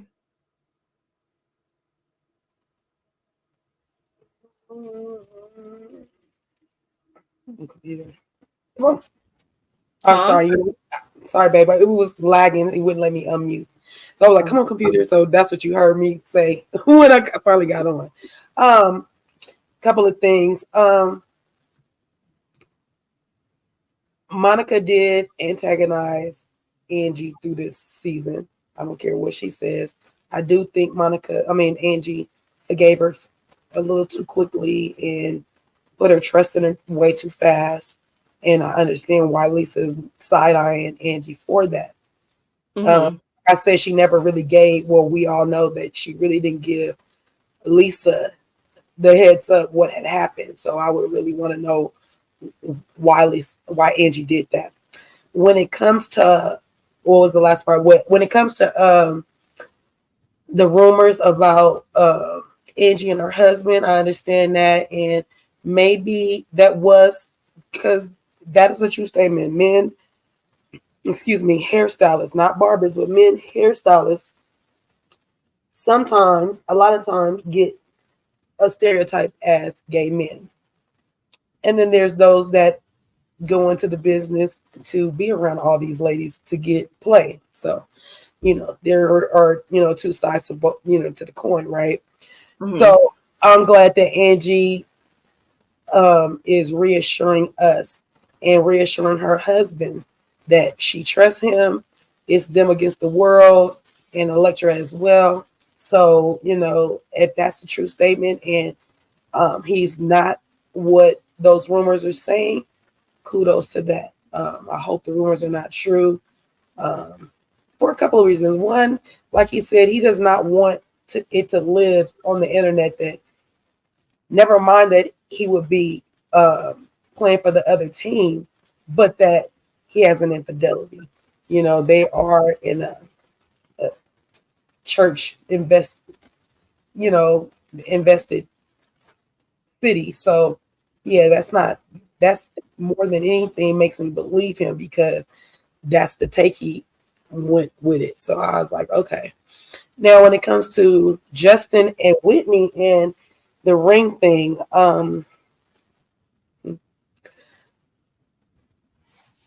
the fact that he had it in his drawer and didn't tell her why she didn't know from jump is what I'm questioning in that. Because if it was just too small, like why does that need to be a secret? Like, right. So Trip my husband is wearing his ring around his neck and has been wearing his ring around his neck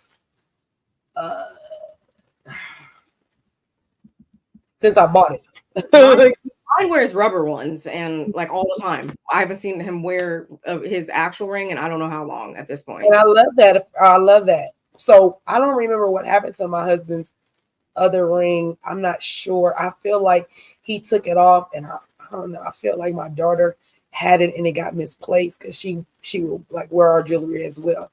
And so I replaced his ring, but I replaced it without him there. So his ring fit my thumb finger when I would put it on. So I got the ring to fit my thumb finger, but either it was still the type of ring it was. Maybe it was a thicker band when I bought the first ring, and this band was not as thick. I don't know what it was, but it didn't fit him. He said I got to go get it resized. So he put it on his necklace, told me when it happened, all that stuff. So I still don't like that he hasn't resized it.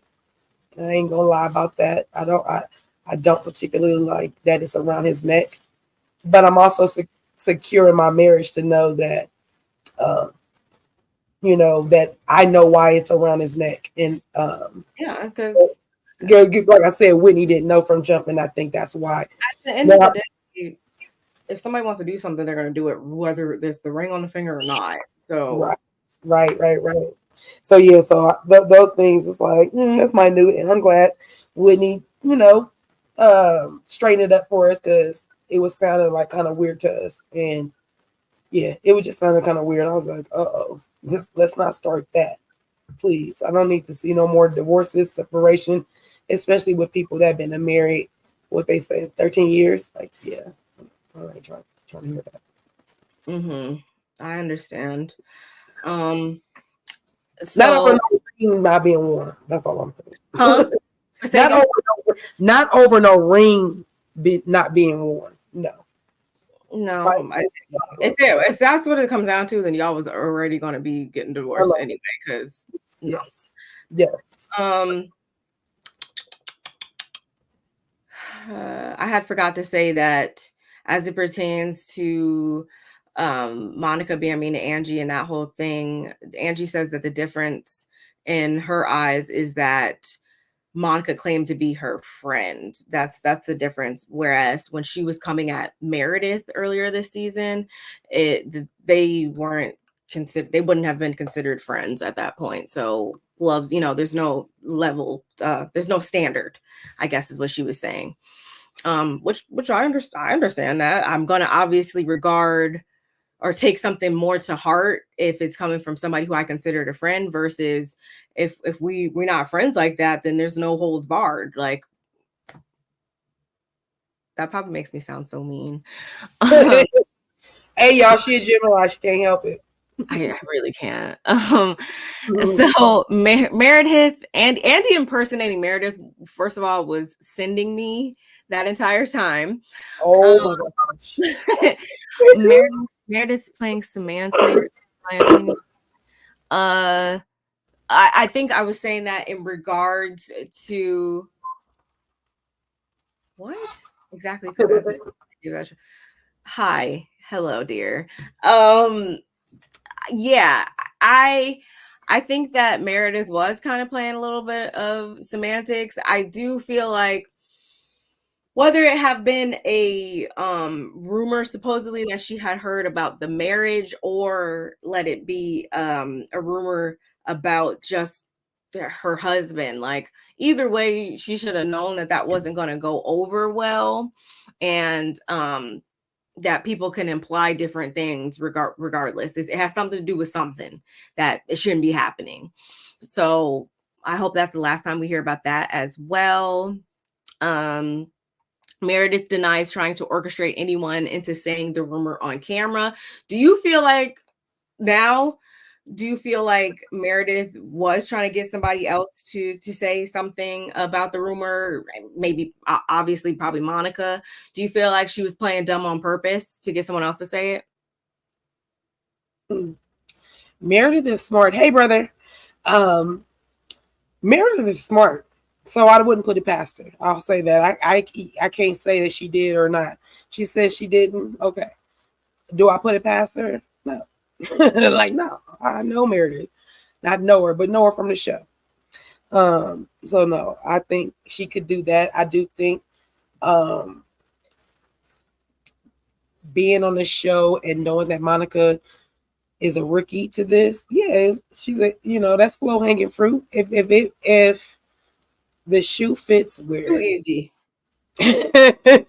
Like really it is. So we see that on Married to Medicine right now with Toya and freaking Sweet Tea. Like, let's go. Come on now. And then on top of that,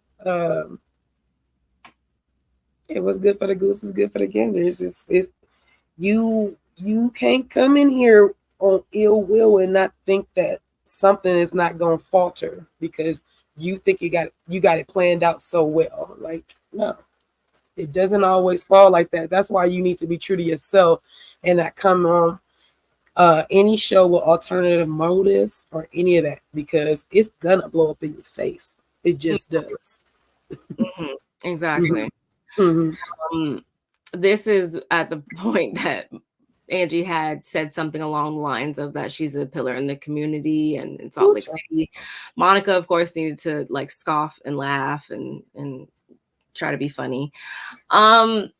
Meredith said earlier on in the reunion when she first came out, or she had said something about her purse being so full of receipts or whatever, or information. And we kind of got a glimpse into what exactly what was in her purse, because in response to what Angie was saying at this point is when Meredith said that Angie said all types of stuff to include her calling her a trampoline with eyes. You laugh because I know I did. Did you just hear me laugh? Yes.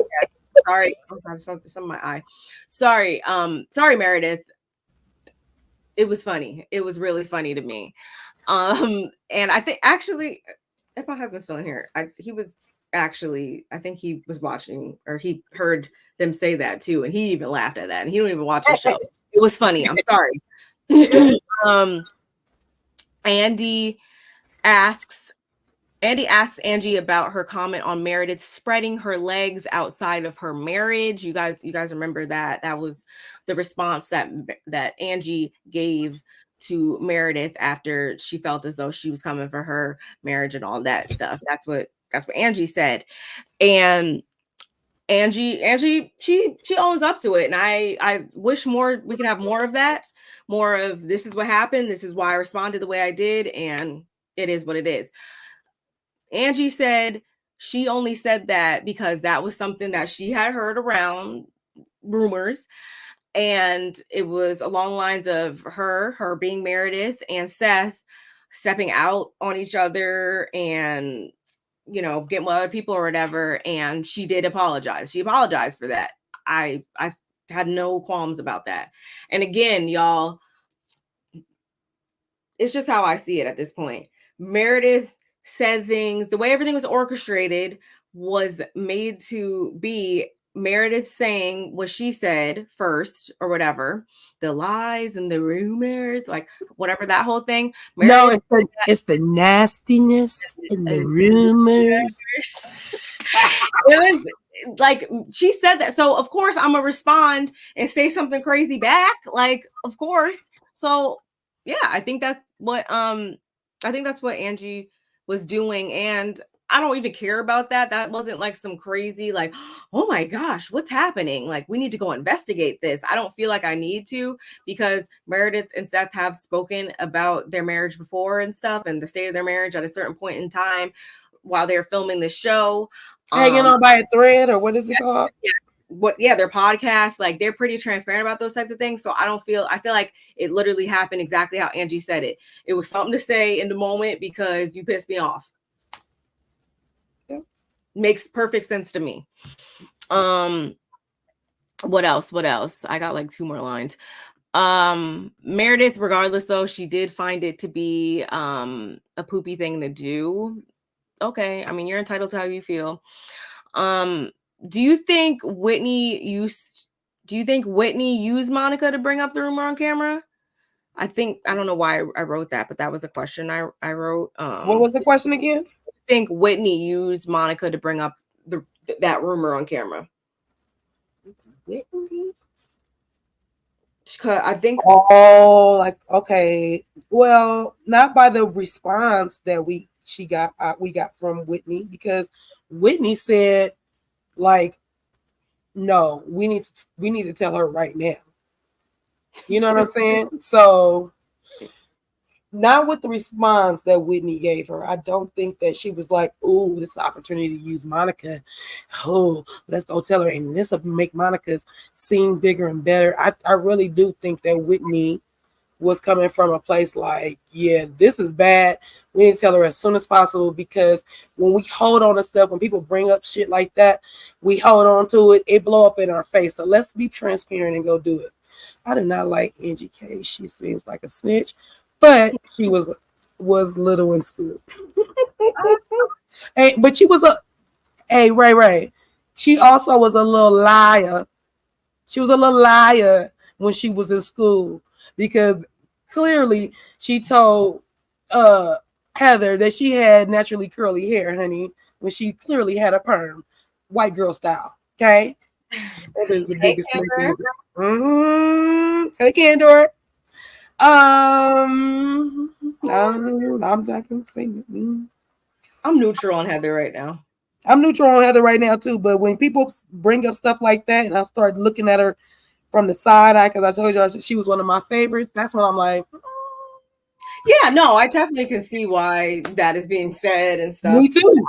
I'm just so, as Angie would say, how she was focused on Meredith. I'm just so focused on somebody else on this cast right now that everything else is secondary right now and tertiary for me. They all knew about Monica, included to save the show. The only reason why I can see maybe some truth to that is because Heather still got her doing her hair. And I get it. Sometimes it's hard, man. It's hard to give up your people when we find our hair person, our nail person, our brow person. When we find our people, like, we are sticking with them. We really are. So I get it. But no, there's just certain things that there's no coming back from, in my opinion. And someone being a part of this whole thing, no, I couldn't. Let me actually put that back up there. I couldn't just have her still doing my hair when I knew she played a part in some part of this whole thing happening. Would you give her a little grace because she was forthcoming? No, I wouldn't either. I'll just ask her. No, that makes my job easier. Like, that makes my job easier, thank God. Like, but no, that's the damage is still surpasses anything else for me. All right, Salt Lake City, I'm gonna have to come move out there because I can come do y'all hair too, honey buns. No shade to slide in her DMs. No shade to Tanisha. Slide in her DMs right now. I ain't mad at that. I ain't mad at that. It was open last season. I started seeing some different. Here's the thing, Kendor. Here's the thing. My eyes was open when she wouldn't tell us who black in that eye. While we talking about eye openings, hello. I was like, really? Whoa. Okay. So then I'm trying to, me, myself, and I was trying to take up for her, like, oh, she might have hit herself. I didn't see the bruise on her arm though, but I was like, so why not? Sorry. No, but I'm just saying. For me, I'm just like, nobody would. Why would you be protecting anybody? If somebody hit you, y'all was fighting. Because ain't nobody blacking in my eye like that. Ain't nobody about to black my eye like that, and they ain't walking around with one too. So then why wouldn't Monica say all that then in her defense? None of this is that. That's why I'm also looking at her still weird then too, because if that was the case, if Tanisha lied and Heather knew about it, or if all of this is true, then why isn't Monica saying actually no? And I think we're just going to get more into that. Maybe this is only part one, y'all. So we're just speculating at this point. Yes, the burn book. Mm-hmm. Hey, Janet. Hey, Janet. Yes, thank you. We'll maybe get into some of this next week, and maybe I won't be neutral on Candace in part two. Candace, I said Candace. Why did I say Candace? I don't know why I said. Girl, I looked up at the screen so quick, like, wait, what?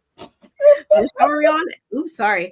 That's because y'all better go check out Boy Meets World. She didn't put out content today. She didn't put out Married to Medicine. She put out Housewives of Potomac. Y'all better go catch up. Y'all better go get go get a bar real quick. Okay. I mean, I'm just saying. That's why she said Candace. maybe. Thank you, Candace. Shout out to Candace. Yeah. Yeah. I just, it's just too many. We're running into dead ends here. It's not making sense. Heather, yeah, I might feel differently about you next week once we turn things over to you, because we haven't talked about you yet. Because there's no. In the end of this, and I think I said it on our video for the finale, that although the spotlight was pointed at Monica, I did still have a slight bit of a side eye for Heather, because just because she was able to get all this stuff revealed about Monica and stuff, it doesn't negate the fact that you technically look like a liar still. Like, you look like a liar because you lied all season about who blacked your eye and all that whole thing, and played dumb, and were protecting somebody literally up until the prison doors closed, the bars, literally you were going hard for Jen until then. And I get it. Like, you're a good friend to somebody, like that's a reflection of them and not you. I get all of that, y'all. But again, Heather did kind of, she kind of was looking a little weird there in a lot of these ways. I definitely agree with you. That's why I agree with Candor. But Candor said, I was signed last season. If she really was serious, and that's how you know what? Oh, I'm glad that was just said, because sorry, but that I just had go ahead. I'm glad this was said because this goes back to the reason why I know Monica really just wanted to be on this show and was willing to work for free, because if she was smart right now, she would freaking put out this burn book and really capitalize and get to the bag, like I said last time. Like, she keeps missing these opportunities because she already got the opportunity that she wanted above all else, which was to be on the show, y'all. Hello, here's the thing. Blessings don't come to people that ain't deserving. That's all we're trying to say. It's like, you know, the reason why she's not smart enough to go to publish the book, it probably ain't got that much in it to be on the show. Oh yeah, Potomac it's Potankin. It's Potankin. I there is a certain demographic that, you know, really is still going, and I'm holding it strong for that percentage of viewers, but a lot of people have given up on it because it's not as enjoyable to watch, at least for me, as much as it is like Salt Lake City to say, because they at least show up and it's not so much division over here, and division to that degree that it is in Potomac is just not. Yeah, I agree with all of that, and the fact that not to switch over y'all, but it's still Housewife franchise. When somebody anybody in my life, tells me they don't care, I don't care, you know, anything like that, and you're a main character, real person, Robin Dixon, on the show, and how dare you sit there in your tagline tell us you don't give up, you know, like I don't care. So 100% do not care. Okay, so when that happens, you're pulling your audience away from you, because you're letting us know you don't care, and anybody that's surrounding you, which is, you know, Jizzy, even though I can't, but you know what I'm saying, you can't bring that energy, or you need to be off the show. Getting back to our show. I'm just making that observation. I'm good on rapport. I still want there to be some level of rapport across the cast, amongst the cast, and we don't get that over there. And that's why I'm cool with Monica sliding over here, because I don't care to just see her and Mary be up in Mary's house with the crazy looking walls and stuff. I don't care to see that next season. So she did. You mean Dr. Seuss house?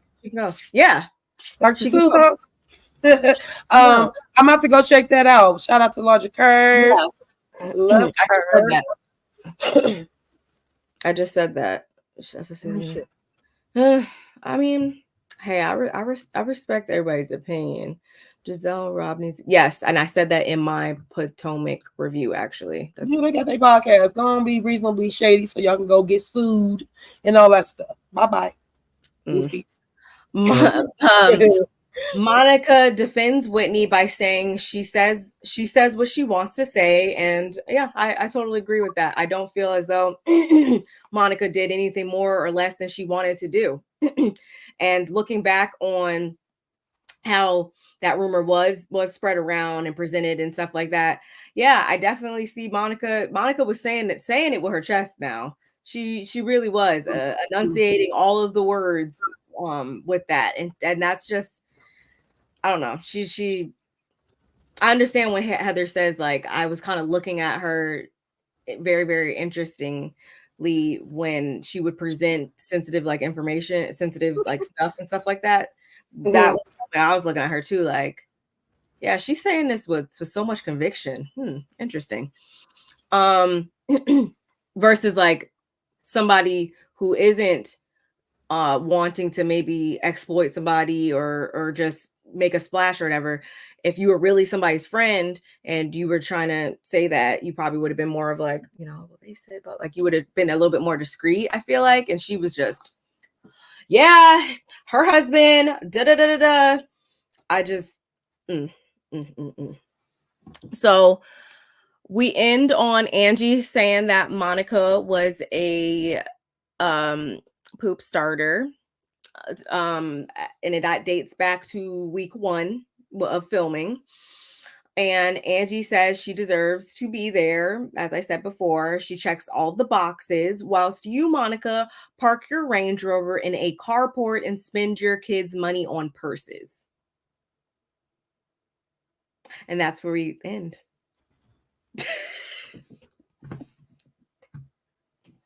Man, and when we pick up and she don't talk about my freaking kids. Shut up.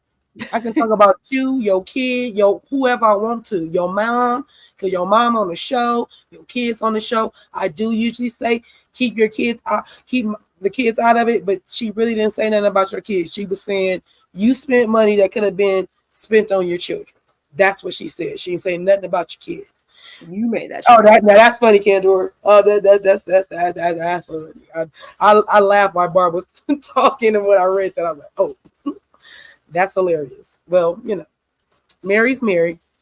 I do agree with this, and I think I said this last week that Monica, I won't phrase it exactly like that, but what I will say to that point is she made them she was kind of like a reminder for them, so to speak. She kind of let them know, like, y'all need to keep things 100% right and tight, otherwise somebody's going to infiltrate what y'all got going on if you allow it to happen. Like, you guys have to stay 10 toes down and show up to work every season and be on your stuff, otherwise there's people out there that want your spot. So I hope this was a learning experience for them.